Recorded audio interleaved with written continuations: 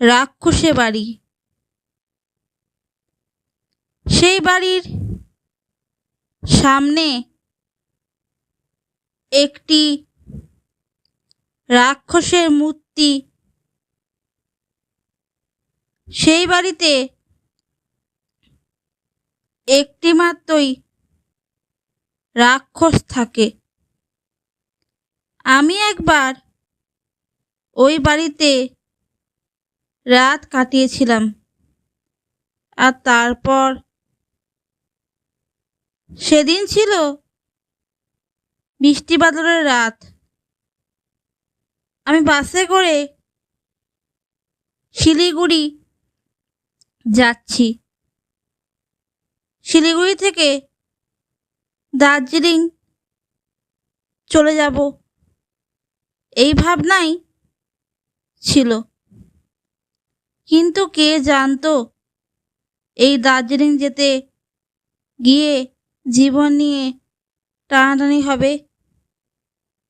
বাসে যাচ্ছি শিলিগুড়ি, হঠাৎ বাসটা থেমে গেল। কি ব্যাপার? বাসটা আজকে আর যাবে না, কারণ বাস ড্রাইভার হঠাৎ অসুস্থ হয়ে পড়েছে। তাকে হাসপাতালে নিয়ে যেতে হবে। কি আর করি, বাসের মধ্যেই বসে রইলুম। হঠাৎ একটি সুন্দর বাড়ি চোখে পড়ল। যাক বাবা, একটা বাড়ি তো পাওয়া গেল, আজকে রাতটা কাটানো যাবে। বাস থেকে নেমে পড়লাম, তারপর হাঁটতে হাঁটতে ওই বাড়িটার সামনে গিয়ে দাঁড়ালাম। বাড়িটা অদ্ভুত, বাড়িটা বিশাল। বাড়িটার সামনে একটি রাক্ষসের মূর্তি। এই রাক্ষসের মূর্তিটা দেখে প্রথমে একটু ভয় লাগলেও পরে সেটাকে সামলে নিই। তারপর বাড়িটার সামনে যাই। বাড়িটার সামনে গিয়ে ডাকতে থাকি, কেউ আছেন? ও দাদা, কেউ আছেন? আমাকে একটু সাহায্য করুন না, আমি খুব বিপদে পড়েছি। আশ্চর্য, কোনো সাড়া শব্দ নেই।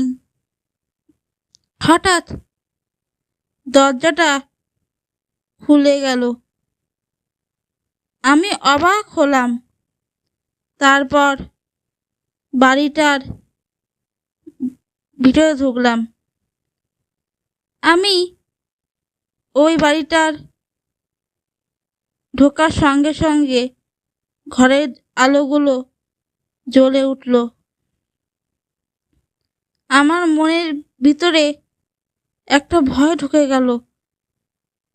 কোনো বড় বিপদে পড়বো না তো? পালাবো? হ্যাঁ, পালিয়ে যাই। যেই পালাবো ভাবছি, এমন সময় দরজাটা সশব্দে বন্ধ হয়ে গেল। কি বিপদ, এবার কি হবে ভাবছি, কি করব। এমন সময় দেখলাম একটা বিশাল লম্বা কালো ছায়া। সে লম্বায় প্রায় আকাশ ছোঁয়া, তার চোখ মুখ ভালো দেখা যায় না। সেই বিশাল মূর্তি আমার দিকে একটু একটু করে এগিয়ে আসছে। আমি খুব ভয় পেয়ে একটু একটু করে পিছোতে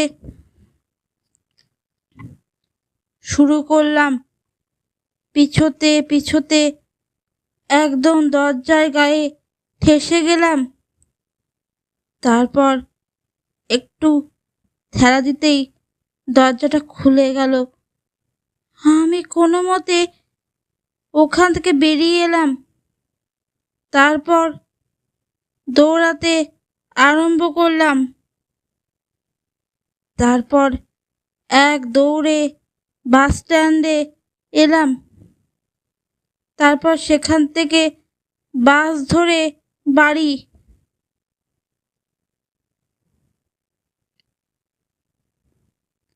তারপরেও অনেকবার শিলিগুড়ি গিয়েছি, কিন্তু সেই ভয়াবহ রাতের স্মৃতি কোনোদিন ভুলব না। নমস্কার।